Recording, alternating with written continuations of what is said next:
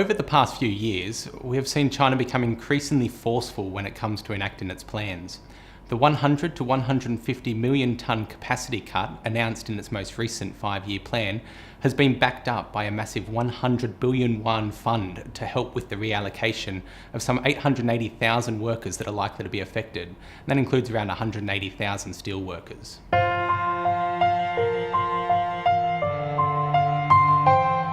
According to the director of the National Development and Reform Commission, capacity cuts announced in the first 7 months of 2016 amount to just over 21 million tonnes against a target of 45 million tonnes.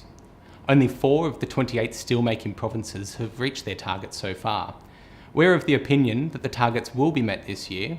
There is a prevailing assumption in the industry that the mills are simply delaying their production cuts until the end of the year as margins are good.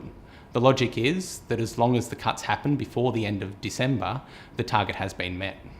On top of this, we expect increased pressure from the central government, forcing mills to comply. And if this fails, there's a distinct possibility that individual steelmakers will be assigned production cuts by the central government, with each being held personally accountable for implementing the cuts.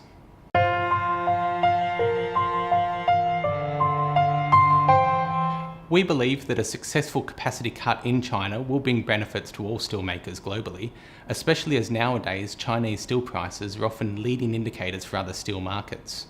In particular, we believe Japanese, Korean and Southeast Asian steelmakers will benefit the most, since this collective region is China's largest competitor in the international market.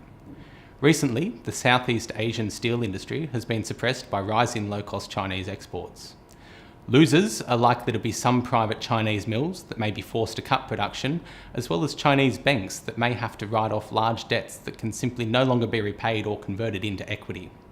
In the short term, iron ore and metallurgical coal producers may be impacted, but this should be temporary as high utilisation of global steelmaking capacity should help to support stronger raw material prices.